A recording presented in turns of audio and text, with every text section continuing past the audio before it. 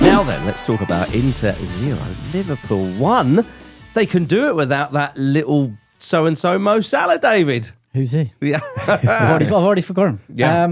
This was a good performance. Honestly, this was a really strong performance from Liverpool. Probably should have had a few more. Into a really, really poor, I thought. Pretty negative, but not take anything away from Liverpool. Definitely deserved the win. Bit unsure about the penalty, but, you know. Yeah. They deserve to win. Yeah. I mean, it was a collective performance, Jim, and that collective... And obviously, we'll talk about some of the comments made about Salah after the game, like Van Dijk saying, we're good friends and so on and so forth. There seemed to be a grit and determination about that Liverpool side, which surely Arne Slot was instilling in them, going, we cannot lose this game, for crying out loud. I mean, Jamie Carragher... he tweeted out when Sky Sports put out a photo, wasn't it, of him in the gym that he posted back at the club because he didn't go. And Carragher said, I don't think I've wanted Liverpool to win a match ever so much in all my life. And I was like, whoa, there's a lot of heat. There's a lot of... I think Slot might have pinned that up on the dressing room wall. Just maybe. printed it out beforehand and said, lads, there you go. No team talk, just that. If anybody loses, you're going to be working out next to him. But as David said, it was a very good performance and a solid one from Liverpool. It was a good very performance. difficult place to go. Well, I think Inter have this habit, unless they're, in the last Champions League final, because they looked a lot more like the team I thought that we saw last season that were very difficult to break down. They make goals look really hard, like for or against. Like that, the Inter at the San Siro is such a sort of difficult nut to crack, and I thought Liverpool did a really good job of being persistent with that. They had the better of the chances, but they weren't amazing chances, were they? But they certainly had kind of more of the kind of attacking impetus than Inter did. And I think the goal they had ruled out was nonsense as well. Yep. I think the penalty is absolutely soft, but it's one of those ones where it's like, well, I think they should have had a goal earlier. So, fair enough. I thought exactly the same. Knatters definitely should have. There's just... Van Dijk heads the ball, doesn't he, onto Ekitike's arm, but they are so close together that there's nothing he can do about it. It's just one of those deliberate. Things, isn't it? I think to rule a goal out for that, especially because it's not Ekitike that scores, is just daft. I agree with you, by the way. Yeah, but it wasn't a game full of kind of loads of chances, was it? But I think that makes it all the more impressive. I think this is actually a sort of quite workmanlike, kind of gritty win where all of the drama has been left off of the pitch. Required a lot of focus, considering there's a lot of different factors, a lot of things going on off the pitch. They had a lot of mental focus on that game. Totally. And they completely managed that perfectly. And they'd only conceded 3 goals in the Champions League Inter before this, so if you're going to beat them there, it has to be with a performance like this, and I thought they just got it spot on. And I thought actually, before he came off, Isaac had some good touches as well, was kind of involved a little bit more. I think Florian Wirtz was good when he came on as well. Again, in a not necessarily in the most eye-catching way, but he was pretty effective. Was very impressed with Curtis Jones as well.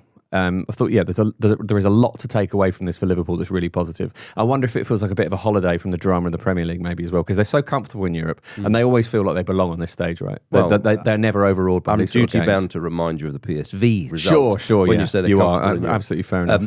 But generally, they've been all right in the Champions League this season, as their 8th position would say. Although, I mean, they have lost a couple of games though. But I mean, I echo your thoughts, gentlemen. I watched that game and I thought, this is a performance in the Champions League which we could have seen from Liverpool last season, for example. Yeah, obviously without the obvious Mo Salah, but so just again, solid is the kind of word. I mean, when Liverpool, especially in that second half, I just thought there's going to be one winner here, and obviously they got the penalty, which you already said was not a penalty in your eyes. I mean, Alan Shearer said in commentary, it was Mark Clattenburg actually who said it. He said the referee's now going to see it in slow motion. Yeah, which makes it look worse. Now, clearly, the referee also saw it in real time as well on the screen, as he did with the actual play in front of his very eyes. But it is a shirt pull.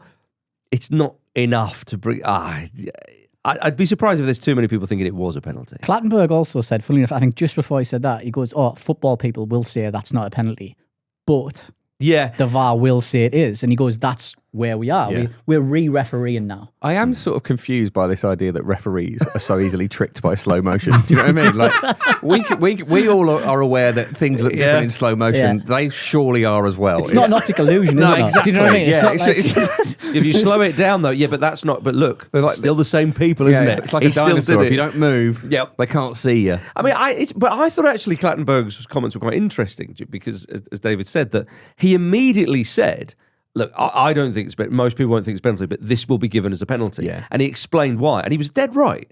And we've often been quite critical of Clattenburg for obvious reasons. But I thought that what he said, he brought immediate insight into that. And as I say, he was spot on. And when you look at it, you think, and this is the problem with VAR, having this age-old debate now, and it is age-old, even though we've only had VAR for a handful of years. There are the laws and the spirit of the laws, and you're just never going to match the two up, really, are you? Yeah, I mean, do you think Wirtz is actually pulled to the floor by the force on his shirt there? Well, I get the fact, this is the thing, this is the minutiae of the game. He is somewhat impeded, but you're arguing how much is he impeded? And that's what you're saying. And some people say, but there's such... So when when a footballer's going at speed, sometimes it just takes a little touch and they're knocked off kilt. You say, they're such highly strung, actually, all that kind of stuff. And you think, actually, just the slightest touch was enough to put that player off and they didn't get where they're going, so therefore I think it's a foul or a penalty or whatever.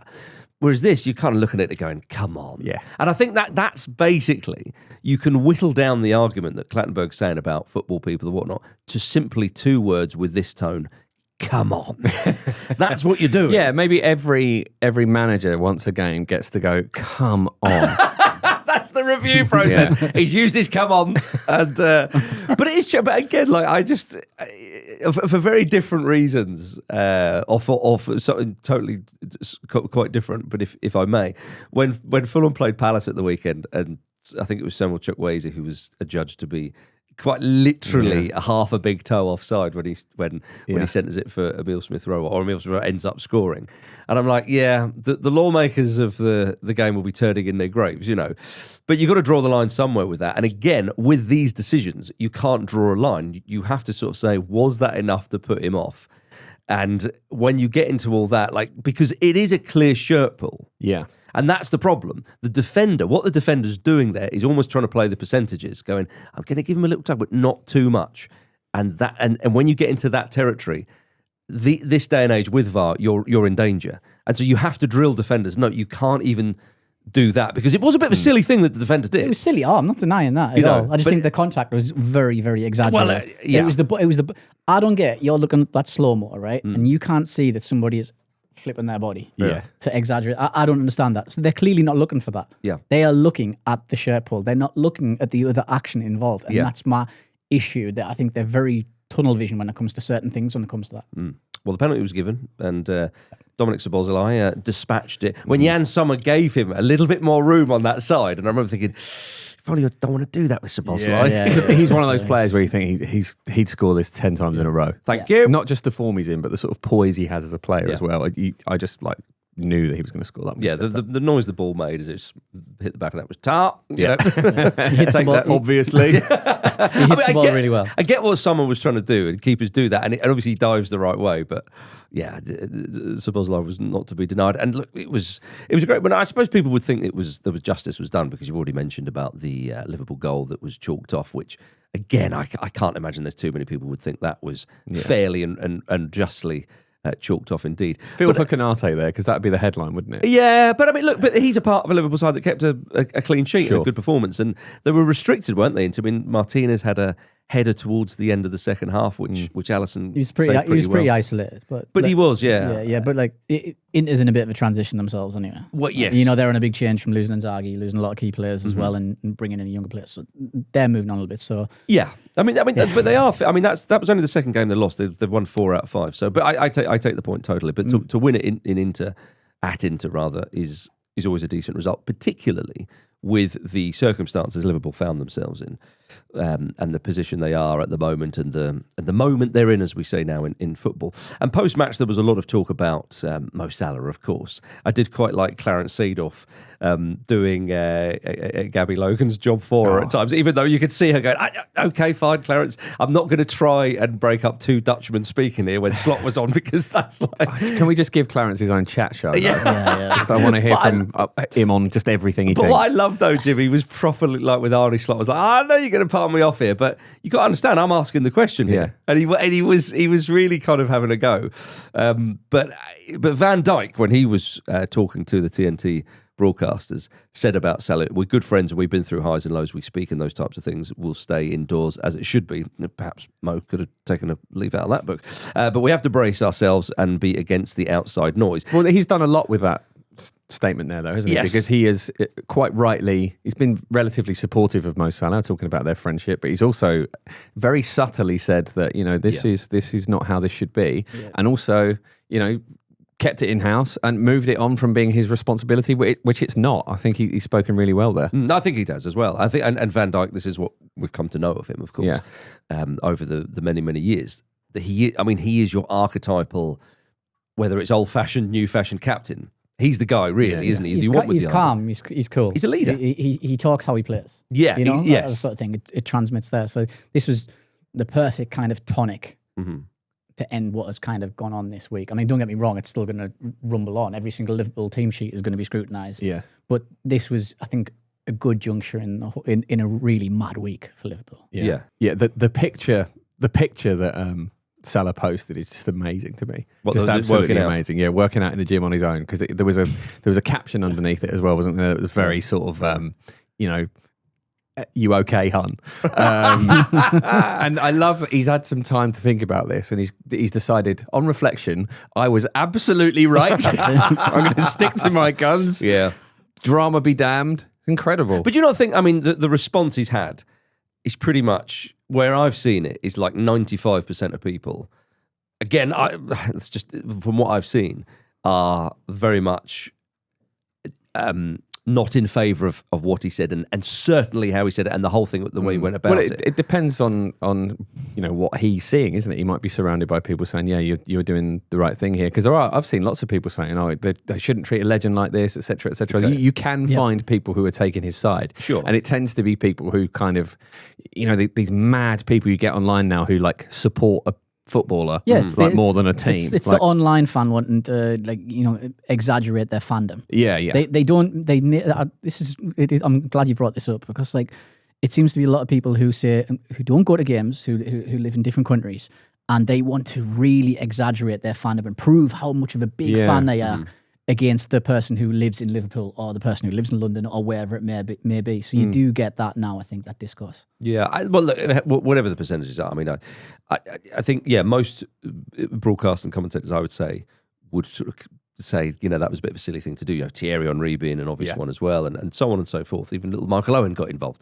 But it went well for him, didn't it? But I wonder with Salah, when you've gone out and done that, it's very, very difficult to immediately row back from it. And so it doesn't surprise me that he's kind of doubled down on that. And he's soon off to AFCON as well, which, you mentioned Champions League being a holiday for Liverpool. That is just wait for the interviews with the Egyptian media to come through. I can just see We're looking. I mean, one thing that I thought Carragher actually, there was a couple of things Carragher said about Salah. He said he was the guy who was known who failed at Chelsea. I thought that was really unnecessary, because he did really well at Roma, hence Liverpool signed him.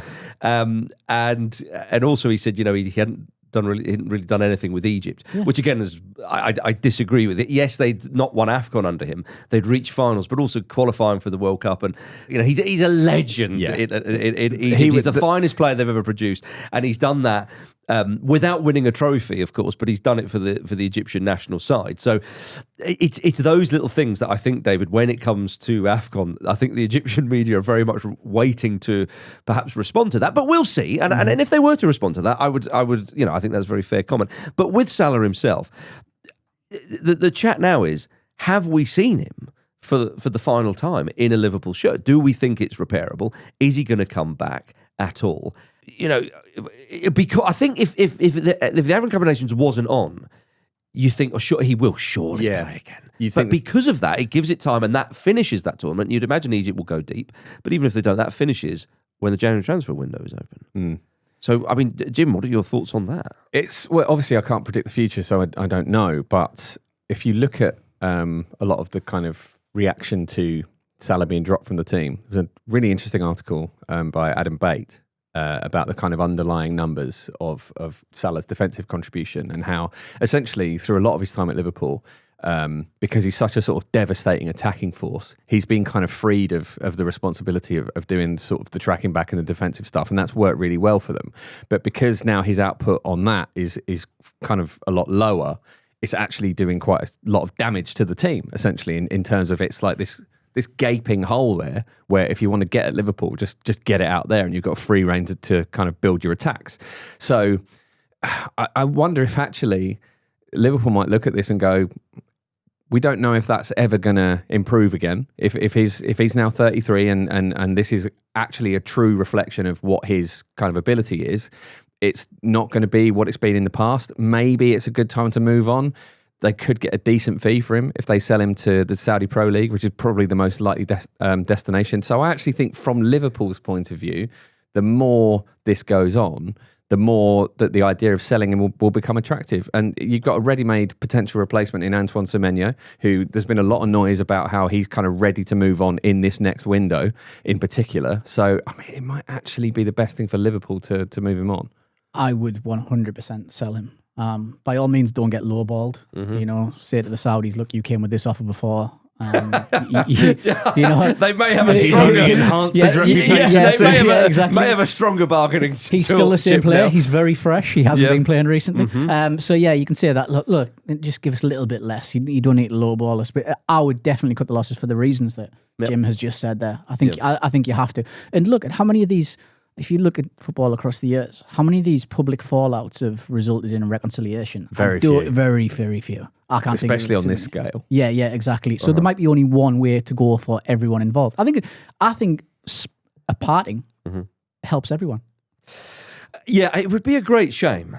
I think. Would, but I think that's Well, we've had his best in motion years. now, isn't it? I mean, I think but I wouldn't get too sad about it. Oh, I mean, I certainly won't be. Yeah. But but from a neutral, just looking sort of, I think I would look at that and think that is a shame if indeed that's how it ends.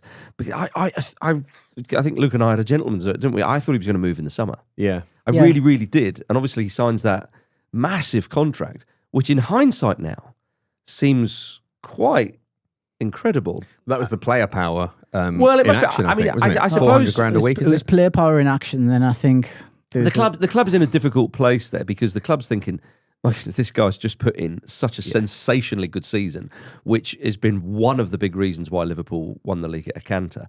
His contract's run out, and obviously you had the situations with Van Dijk and Alexander-Arnold. Alexander-Arnold's already gone.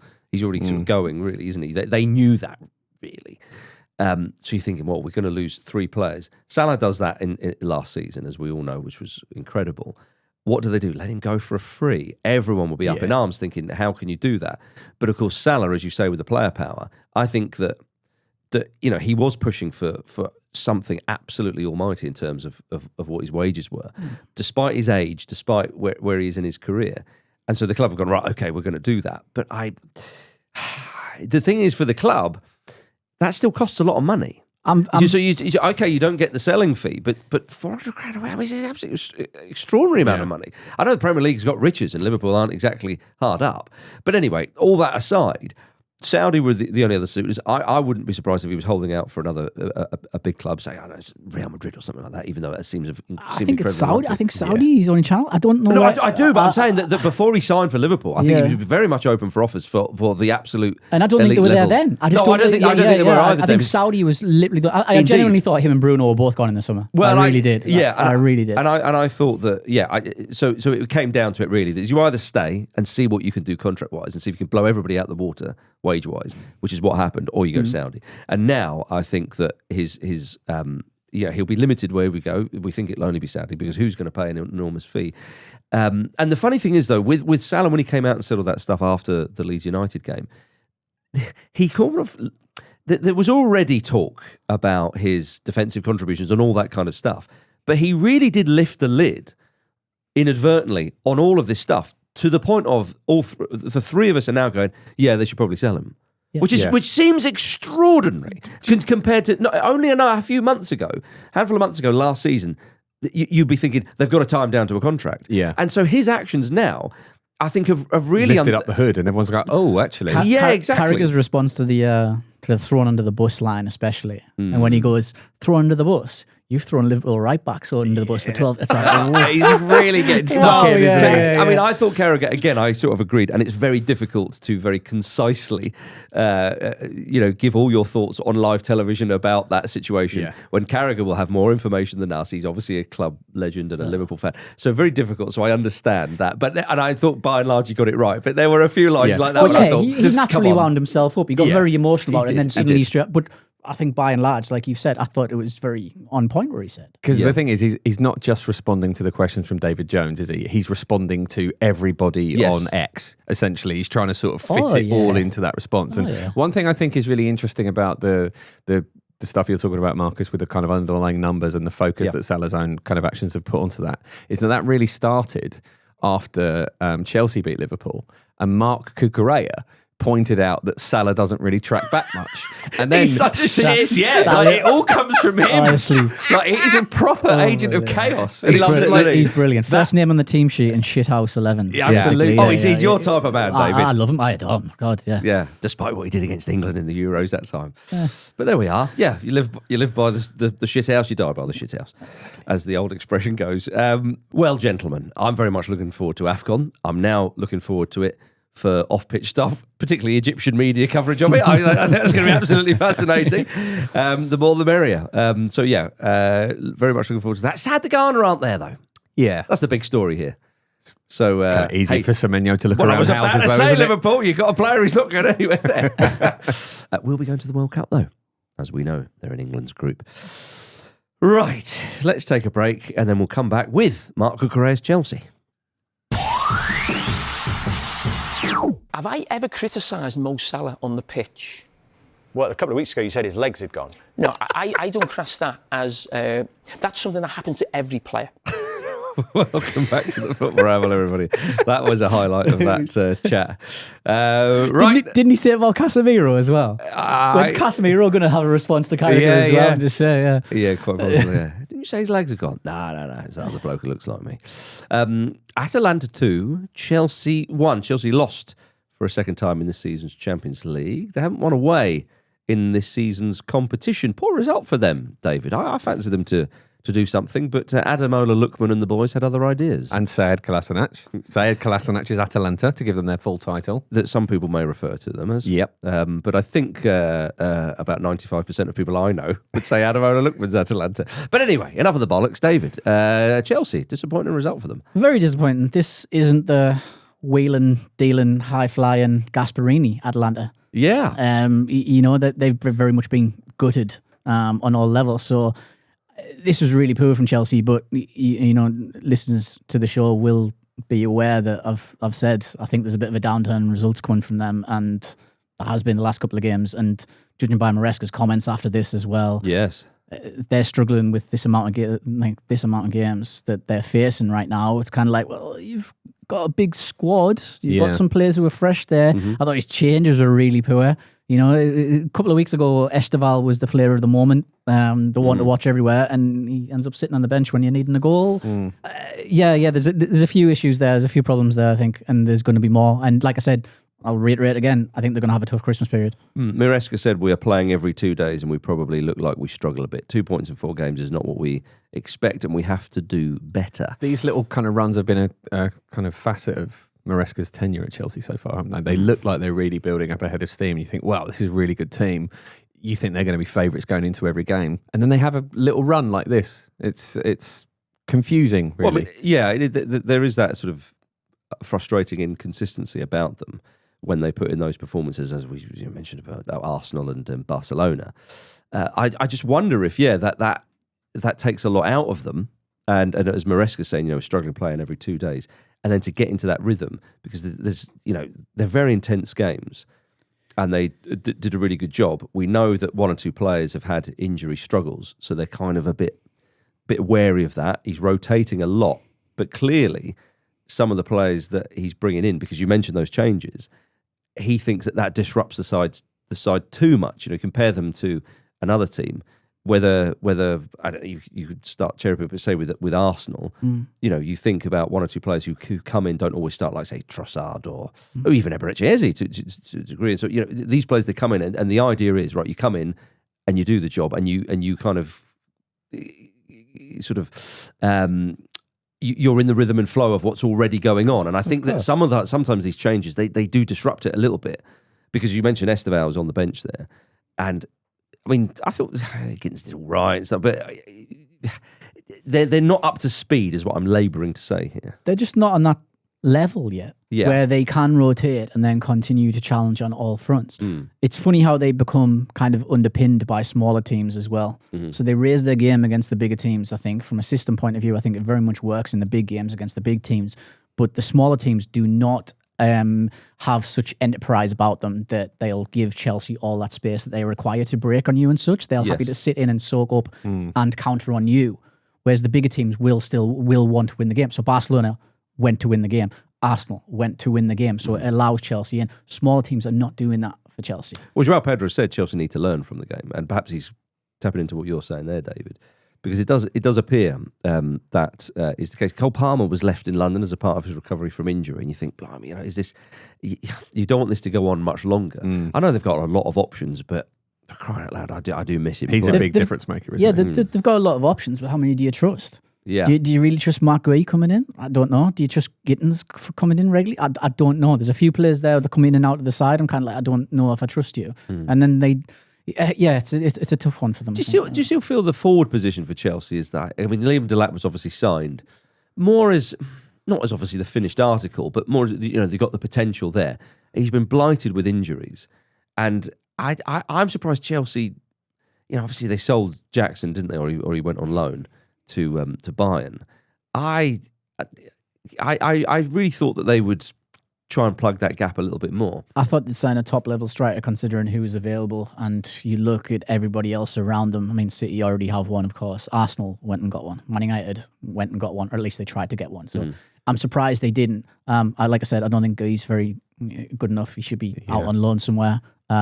I don't really rate Delap, to be honest with you. I think he's like a West Ham striker or a Fulham striker. Thank you. I can't see him. I mean, I genuinely was saying Fulham should try and get him, actually. I think he'd do brilliantly there, but I just think that's his level. And then João Pedro is, I've said before, but he's the most purple patch striker there is. He is. He'll get 5 and 7, then disappear for the next 8. And as a top club, you can't rely on that. They need a big striker. Stunned they did not go for Osimhen in the summer. That was a match made in heaven for me. People always say, Osimhen's wages are unrealistic, but he's not on crazy money at Galatasaray. Like he's on money commensurate with what a lot of top Premier League strikers earn. It's absolutely crazy to me. I really like Delap, but so far he's not shown that he's. And obviously this is slightly unfair because he's been injured so much, but it's been a difficult time for him. I think he's got quite a high level. But obviously Osimhen's a different kind of striker entirely. You can call him an oven-ready striker. Yeah, sure. He's an oven-ready striker. Could have even brought John Duran back.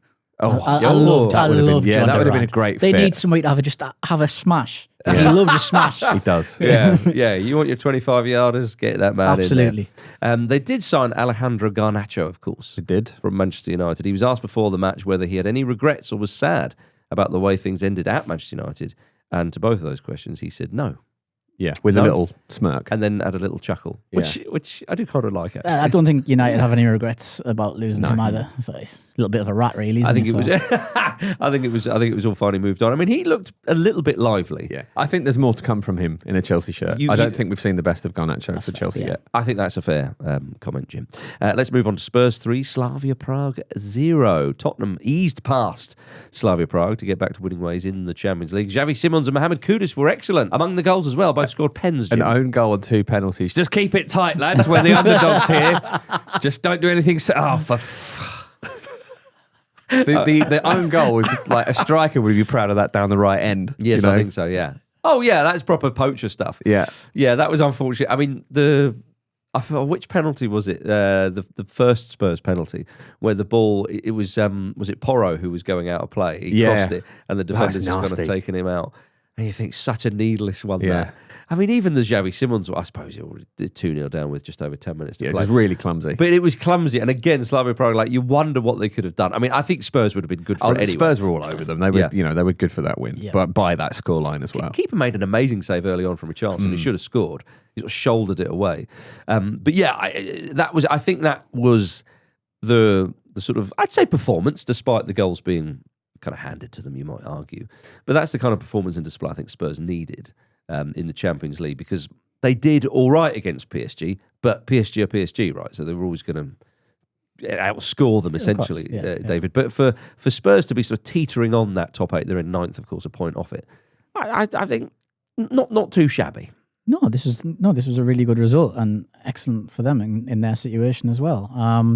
And Simmons has had a lot. I think he's a really nice player. I really, really rate him. Lovely goal against Brentford. I think and a great assist for him as well. But that goal against Brentford, though, you saw, it was almost as if when he went into that tackle, he was like, right, I've got to get up. Enough of this. Yes, exactly. Yeah. And I'm taking this by the scruff of the neck. And he drives forward, finishes well, and he's got another one. If it clicks, they've got a very, very good player there. He's just a bit of an oddity in terms of his position as well. I still don't think anyone's ever figured that out. I mean, he's not exactly 17 or 18. So there's still people not figured out what position he's best in. Well, where would you have him? I really like him left centre midfield, just advanced. Right. Kind of like between an 8 and a 10. But even that, me saying that, it's sort of Vertsy, are you going? Yeah, a bit Vertsy. Yeah, because he's got lovely dribbling ability as well. So he's somebody who can pick the ball up deep and drive the team on. And Tottenham desperately need that type of player. Well, Luke who can said do that so many times. Yeah. That they need a ball carrier, and he said they still miss James Maddison a lot. Yeah, I think he's a victim of, or certainly in his early days at Tottenham, and we've seen quite a few players kind of, struggling a little bit with this. Of the pace of the Premier League seeming to just go massively up. We were talking about the other day, Michael Cox wrote a piece about the 5 subs rule having upped the kind of pace of the game, and generally across the board, the Premier League is faster than it's ever been in terms of how much and how fast people sprint. And I think actually it's giving less space for playmakers, for people with the exact skill set of Xavi Simons. It's not a playmaker's world at all. So it's a lot of those players are having to kind of do more quicker, and I think the period of adjustment for players like that for the league is probably taking a bit longer than you might otherwise expect. But I agree. I think he's a brilliant player, and there's more to come from him. And I think it's good as well with Kudus, putting in a performance like that. So we know he started very well at Spurs. But I mean, it could have been a combination of what you're saying, but also the tactics as well that Frank was deploying. I mean, you panned him particularly, David, after that Arsenal game, of course. Yeah. But sometimes a bit too negative, and it's kind of like you have to be more on the front foot, particularly when you're playing a side who just don't have the resources, don't have the players of you in Europe. Now, again, they had a couple of early ones in the Champions League where, what was their opening game? Was it Villarreal? They played in their first game and they won 1-0. And it was kind of like, okay, you're back in the Champions League. I appreciate that Thomas Frank doesn't have much experience as a manager playing in or applying his trade in European football, particularly the Champions League. But you got to do a little bit more. So you kind of, you let those ones go early on in the season. But this game was one of those ones where you have to win, and you have to win convincingly. And they did. So nice little sort of run of results, if you like, for Spurs. Certainly back-to-back wins anyway at home. Which is massive. Yes, indeed. And it was nice that Son Heung-min was there to address the Tottenham fans with a speech before the game, which may well have spurred them on. There was a bit of controversy before the game. Tottenham had to move a pride flag away from the away section after a request from Slavia Prague on safety grounds, because Slavia believed there was a risk some of their fans would have damaged the flag. Yeah. So proud Lily Whites, of course, the LGBTQI plus supporters group at Tottenham said, let's be honest about what this means. The risk here isn't the flag, it's the reaction of a small number of opposition supporters. That's disappointing, and it's another reminder of the hostility LGBTQI plus fans still face across European football. Yeah, I mean, the protocol is that if the away team brings something up like that, then you essentially you kind of have to act on it, I believe. Pride Lily Whites have also made it clear that the club have handled that absolutely appropriately, and they were apparently transparent about it throughout. They said they pushed back where they could and made sure this sits firmly as a request from the visiting club rather than a decision rooted in Spurs' own values. I think it's important to point out the Spurs have followed the protocol there, and there's no criticism from them. And it's just a shame, isn't it? Because they've got two options there, which is leave it where it is and I suppose let them make fools of themselves potentially. But at the same time, you then invite a kind of hateful thing to happen in your home ground. It's just a sad reflection of where we are. All a bit of a shame. All right, coming up after this, Craig Bellamy goes to war with Jesse Marsch. Gentlemen, today in the Champions League, Real Madrid host Manchester City. Again. How about that? These two love playing each other in this competition. 11th meeting in 7 seasons, apparently. And I'm not sure they do love it. Both teams are like, are you serious again? Well, it's nice for Pep to go home to his native country, Spain, Yes. of course. There are reports that Xabi Alonso's job is under threat, and quite severely so. Some suggesting, David, that if Real Madrid were to lose this game, he could go. Which again seems absolutely mad, and then you go, "Oh, it's Real Madrid, of course." Yeah, there's the asterisks there always next to Real Madrid's game. This has really been blown all out of proportion, and I mean, there's various rumours and factors and such coming down, but bottom line is the players don't. It's a group of players, I should say, not all the players. There's a few different cliques in the Real Madrid dressing room at the moment. A few splinter WhatsApp groups and such. I can just imagine. Yeah, exactly. They are. Some of them are apparently not happy with the tactics and the level of detail that Xabi Alonso goes into in his training. Yeah, so let's be clear. Such. It's way too much detail and way too many tactics. Basically, yeah. We're not going to press as a unit, Xavi. Yeah. It's absolutely. The goal of the manager to try and coach tactics. I mean, it's absolutely outrageous. I'm astonished that as a professional footballer at the top level, you've got yourself to Real Madrid. I can't believe they don't want to learn more. Do you know what I mean? They don't want to be a sponge for all of the tactical information that you can get. I suppose perhaps there's too much, so it's not sinking in. But I'm really, really surprised that they don't want to kind of knuckle down and do that. I don't know why I'm surprised, because it's Real Madrid and it seems the stereotypes about the club are kind of very much at play here. Yeah. But I watched the highlights of the game against Celta Vigo at the weekend. The first goal they conceded to a man called Williot Swedberg. It's brilliant. There were 7 Real Madrid players in the box, and there's no one near him, and he's got time for this deft little flick.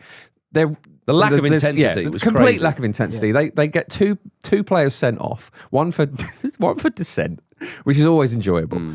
Very, very avoidable. Xabi Alonso is absolutely furious. And then Swedberg kind of takes the ball around Courtois and literally walks it into the net for the second one. And like that, the lack of intensity is the problem there. Celta Vigo should not be doing that to you. No. Not at the Bernabeu. Not even with kind of 9 men. It's absolutely mad. Eder Militao got injured as well, so he'll be out for another 4 months. He's like a really, really important player for a quite kind of unstable defence for them. This is a chance for City to have a good time. Because Trent's injured as well. Not had the best of times since he's been there, but still, he's a defender.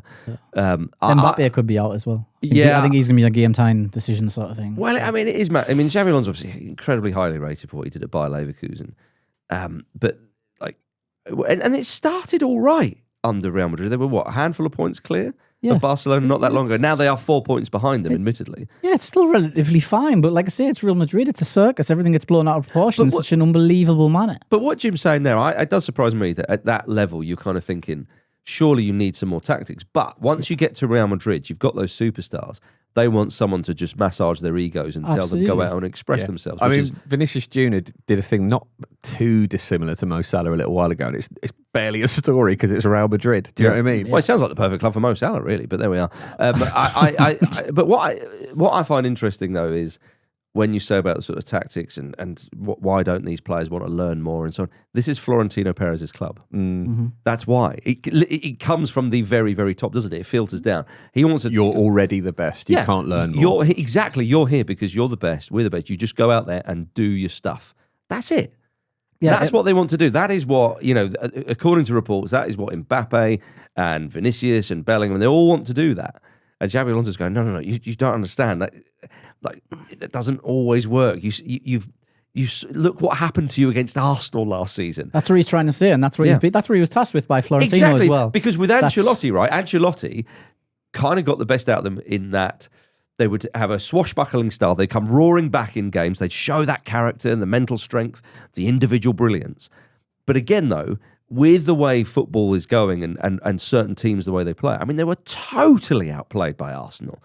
It was stark, particularly that game at the Bernabeu, where Arsenal just needed to be very defensive. So I can't believe that they can't see this and that there's a few teething problems. But when you get those incredibly high-profile players, all just going, nah. What does the club do? Yeah, it's trenched in ego and being indulged by two managers, successful managers, should be said, in Zidane and Ancelotti, who are very much arm around the shoulder, massaging the ego, like rolling out the red carpet for the players. Alonso's come in and just said, life's not going to be comfortable here anymore. Yeah. We need you to be better if we want to win things. Football's evolving. For all the reasons you've just said, you need to be a lot better and learn a few more things. And a group of them haven't taken that well. Yeah. Pep Guardiola said that he's taken full advantage of this, to be fair to old Pep. Back in Spain's capital, he said that had he been in charge of Real Madrid last season, they replicated Manchester City's form, even he would have been sacked, which is lovely. Which is really... he also said, he was also asked whether he had a message of support for Xabi Alonso, our player. Of course, he managed at Bayern. And he said, I tell him to pee on his own. And since he won't be peeing, he'll be fine. You like that headline, right? Now, that is a loaded statement, Jim, because this is a Spanish expression implying that he's human, not magical, and things won't come out perfectly or effortlessly. And also, it was an expression that Jose Mourinho used when he was in charge at Real Madrid. And so when Pep was maybe at Barcelona, so he's kind of, it feels like he's been waiting for that. Lovely little dig, isn't it? It's come full circle, yeah. It was quite nice to see Pep quite relaxed in front of the press for this fixture, because normally he's a bit like, oh, bloody, I have to go back there, here we go again. Whereas he's just rode into town going, yeah, you know what, I'm probably feeling pretty good about myself. But all said and done, there's a very interesting football match to be played tonight. And like I say, if Real Madrid lose, and if they were to lose convincingly, it would be very, very interesting. I mean, would Xabi Alonso still be in the job even by the time he's got in his car? But Manchester City, though, they've not been brilliant this season, Jim. You look at them in the Champions League this season, they are 12th. They've won 3, drawn 1 and lost 1. We know they're not... the side they were a couple of years ago, blah. But how do you see this one? I actually think City will get a win here. I think they'll get a morale-boosting win as well. Now, they've been a bit inconsistent this season, but I think it's perhaps overblown their kind of vulnerability. And I think the defensive issues that Real Madrid have at the moment is players missing, really, the injuries they have, and obviously Militao's a big miss. I think City will go here with confidence. I think they're going to upset Real Madrid. I think this is only going one way for Alonso at the moment. And I think this is the worst team that you want coming to town. Well, Real Madrid have won 4 out of 5. The only game they've lost in the Champions League this season was against Liverpool, where Liverpool were very good. They've also won 2 in 7 in all competitions recently, though. There is that run of form that I was about to say. So what do you think, David? I agree with Jim. I think City should win this pretty convincingly and could get very frosty there very early. White handkerchiefs? Are we going to see white handkerchiefs? Oh, the handkerchiefs are definitely coming out. Blimey. They're being ironed as we speak. I'd love it if they actually did iron the handkerchiefs. They're that dedicated to the cause. Right, gentlemen, elsewhere in the Champions League tonight, Bayer Leverkusen face Newcastle United. Xabi Alonso's former team, of course, welcome the Geordie boys to town. Newcastle themselves, a bit of a funny time in the Champions League. I mean, they find themselves in 15th, won 3, lost 2. What have you made of Newcastle this season, David? Because we talk about the inconsistencies, for example, with Chelsea. Chelsea much further up the table, though, in the Premier League, of course. Newcastle themselves, dictionary definition of inconsistent, really, you would say, considering, the talent they have. Yeah, absolutely. I think they've had a few injuries as well. They have, to be fair. Yeah, they're still working things out. They've got a brand new centre forward there. For the last few years, they based it around one particular striker who's no longer at the club. So they're just feeling things out. And like I said last time I was on the show, I just think they'll eventually kick on. They've got the full-backs back, which I think is really key. Yes. So Livramento and Hall is such a massive part of that system and how they play. And like I said, I think they'll eventually kick on. It's just such a strong squad there still. Do you feel it's going to take similar shape to what it did last season? Because if you remember in the build-up to, or the lead-up to Christmas, people were suggesting, is Eddie Howe, is he a bit in trouble? But then kind of after that Christmas period, obviously they go on, they win the Cup, and they have a very strong finish in the top 5. Is that what you'd feel with Newcastle? Because David's right. Obviously losing Isak was huge. There's talk Wissa may be included tonight. And that's absolutely massive. Yeah, it's huge when you think about it. I think it's kind of been forgotten for how long he's been out and such. But definitely. I mean, if you've got 2 fit and firing strikers who are banging goals in, sometimes they can play together as well. Yeah, and he's also a really good option wide, either side. And obviously you've got Barnes, Gordon and Elanga there. Now Elanga's maybe flattered to deceive a little bit, but I think he's a good enough player that it's reasonable to expect that they will get some more from him. I think when you add Wissa to that mix, and also, consider that I think Voltemada is getting kind of more rounded in the role that they want him to play with every game. I wouldn't be surprised if it was very similar to last season, actually, where they find their feet a little bit and they start, putting those wins together. And the schedule is tough for a lot of teams. Most teams are struggling with it, right? We're talking about, the outlay and the squad depth that Chelsea have, and they're struggling as well. So it's perfectly reasonable that Newcastle would be the same there. I have been surprised by some of their results just generally this season. I think they should be higher up the table, but I think there's every reason to expect them to kind of click into gear again as they have under Howe. I mean, it's a strength of Howe. It looks like a weakness, right? Because it's been a relatively kind of okay start, but I think it's a strength of his that he can turn that around and get his team kind of firing when the games come thick and fast. Well, one thing they'll definitely want to do is try try and finish in the top 8, because I think that might be difficult, because if you look at the sides in there, it's a lot of quality. Yeah. But to not have to have that playoff. And this is a tricky fixture as well. Leverkusen lost to Augsburg at the weekend, who are 14th. And obviously there's 18 teams in the Bundesliga. So that's not ideal. But obviously they beat City recently, so they're they're quite unpredictable. Yeah, they are. They're a point and behind Newcastle as well in the Champions League table. It's one you'd want at home, I would argue. Well, you can argue that if you want, Jim, but it's away from home, so up yours. But Newcastle, yes, I mean, since the international break, they beat Man City, it was a good win, lost away to Marseille. You think, well, Pope charges out a goal, and those are the kind of away ties that can just, bit of inexperience and they can get away from you. Battered Everton. Disappointing draw at home to Spurs. On another, you play that 9 times out of 10, they win that game. They beat Burnley, okay, fair enough. And here we are at Bayer Leverkusen. So you would say that last handful of games, there's definitely signs that they're kind of improving, and so on and so forth. So yeah, I think it would be great for them, obviously, if they could get a victory. And I fancy them to do it. Damn it all. That's what I'm going for. I agree, Sir. Just one for Jim, actually. I was going to ask. Go on. Ramsdale, I think he could be a bit of an issue for them with Pope being out and such. I know you had a bit of experience with him at Arsenal. Yeah, I think Aaron Ramsdale is a really interesting character, actually, in that I think he's a much better goalkeeper than people think he is, because he sometimes makes a quite high profile. I would agree with you. Kind of flap at something. And he gave that interview, didn't he, where he talks about how he struggles to concentrate for a whole game, which is why he kind of has kind of altercations, shall we say, with the opposing fans and stuff like that. But I think those things are exaggerated, and I think with a proper run in the yeah, sure, no, but I think people think that means he's he doesn't face the right direction. I'd love it though half the game. If Eddie Howe really took that seriously, after he just plays 60 minutes and then they sub the keeper off. Yeah, that would be quite something. Aaron, Adderall now. Yeah, well, like some teams, there's a sub coming. That some managers, there's a particular sub they'll make of a particular player, or they'll bring someone on usually after 60 minutes or whatever. That could be the goalkeeper at Newcastle United. Could well be. Oh, Aaron's thinking about what he's watching on Netflix tonight. Get him off. Or you could just start shouting all the game. Eddie Howe's going, Aaron, what are you watching like? What are you watching? And the moment he turns around and goes, I'm probably got it right, that's him. Aaron, football's on. No, I think that stuff is perhaps a little bit exaggerated. His distribution is so much better than Pope's. Is very good. It's night and day. Pope, that's one of the things that they really struggle with at Newcastle, is Pope's lack of distribution. It's been said many, many times before. And Ramsdale improves them so much with that regard. And I think there will be moments where you think, he probably should have done better on that, and possibly there's a lapse in concentration here and there. Sometimes there'll be a wayward pass, which is something that happens with most goalkeepers that distribute the ball in the way he does. It's just part of the payoff. And I think that he is worth those moments. And I think if he gets a run in the team, most people will go, oh yeah, there's the occasional Rick, but there's not many goalkeepers where that's not the case. I think he's an improvement on Pope. I agree. Yeah, I think Pope. I think he's by and large done well at Newcastle, but I think it's particularly with that distribution element. David's not so sure. I'm just on the fence with it. Well, yeah. Yeah. Okay. I see them about the same level, really. Well, I tell you what, if he's still in goal on the weekend when they face your boys in the North East Derby, there's a proper pressure match where he may well find himself interacting, shall we say, with some opposition supporters. And we'll see how distracted he gets with that. But intriguing game tonight in Germany, Bayer Leverkusen versus Newcastle. Look forward to that one.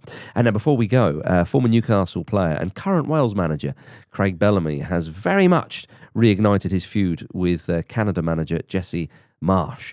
Now, he spoke about Marsch, of course, when they played each other in that friendly in Wales when Canada got the better of Wales. And when the World Cup draw happened, much was made, certainly on this pod, about Wales potentially getting Canada. Wales, of course, have got that playoff. They've got to beat Bosnia and Herzegovina, and then they would have to beat Northern Ireland or Italy in the final. But should they do, they will be in Canada's group. Surely, if there's anything good and pure left on this planet, that will happen. Yeah, we need to see this. I cannot believe my luck with this feud. Like Craig Bellamy and Jesse Marsch. Yeah. Who saw that come? It's like Raymond Domenech and like Nathan Jones, like getting into it somehow. Like, you just wouldn't expect these people to ever meet. Like, it's fantastic. It is. And they seem to sort of be absolutely like baffled by each other. It's like, I don't quite get this guy. I sort of respect him, but I sort of hate him. Yeah, Bellamy's very much like tiptoeing that line, isn't he? From some of the things he was saying, because he said, about Marsch, I've got nothing against that guy, by the way. I think he's got something against the world. That's what did me. That finished me off. What the Right. accusation? I've never thought... I'm from the world and I'm going to defend it. Yeah, well, damn right. There's a part of me that really likes him from afar without really knowing him. Again, he's just trying to say, yeah, I'm sure he's fine, but... I bet Bellamy can't stand him. Oh, of course he can't. Yeah. But some of the things he says, you see his interviews before the other games after playing us, I find him very interesting, which is British for, I think he's a plonker. Yeah. Asked about Canada's celebrations, of course, after they beat Wales last September, Bellamy said, all those wind me up. I've got to be honest, they do. Be respectful. It's maybe more for TikTok or Instagram. I'm not a dinosaur. Trust me, I'm not old-fashioned, but there's a level of respect. Yeah. And he said, I really hope we get them. It's a proper, right, we're coming for you. And he said, I know we've got to put Bosnia and Herzegovina away, and then we've got to prepare for Northern Ireland or Italy. And he said, even if we lose that game, we'll play one of them. Blah, blah, blah. We're coming for you. Didn't it stem from two people on the Canadian bench doing a high five? Yeah. Which is just that's something what North American men do. Yeah, right? he wasn't It's happy just with their not celebrations. It's not that bad. Jim, all it takes is a little minor something, and then woof. Yeah. We're away. So I really want Wales to get there. So, same. And reading about this was how I discovered that the two losers of the World Cup playoff semis have to play each other in a friendly. That's nice, isn't it? Not everything has to be a game, FIFA. That is astonishing to me. That is player stunning. welfare, though, player welfare. Yeah, right. Jesus. That's more pointless than the third place playoff at the Nations League. It's very Like much beyond- in that beyond- family, isn't it? But Yeah, it's so low down Who the is pecking watching order. that game? I know, Nobody gives a right? shit But the about thing is, that, like, with the honestly. Nations League, right, because that was really pointless to have a third place playoff match there, at least some team gets a medal. All Yeah. right? I know that's not the reason for having it, but there's an element of well done. This is, it is the sad friendly. Yeah. That's what it is. Sadly. Yeah, it is. And it's so far away from the next qualification cycle to be kind of pointless as well. You're not really learning anything from that, surely. Well, I mean, if it's to the point of, you might as well just go, yeah, we'll play the under-18s or something. Yeah. Or do you just say to the other team, should we not bother? Yeah, fine, done, see you later. There's surely going to be a player if one of those nations gets called up and he's like, what we're going for again? Like, what is this game again? Honestly, like, why? That'll Like, be a sickener if you're in that game. Blimey. But of course, as It's ever... a dunce's hat, isn't it? It's another dunce's hat of a game. Yeah, but we will be sure to cover it on the Football Ramble. Thank you for listening to the Football Ramble, part of the Acast Creator Network. Friends of the Ramble, make sure to go out and watch today's Ramble Uncut. If you're not a friend of the Ramble, click the join button right now to get a bonus episode every single Wednesday. See you there.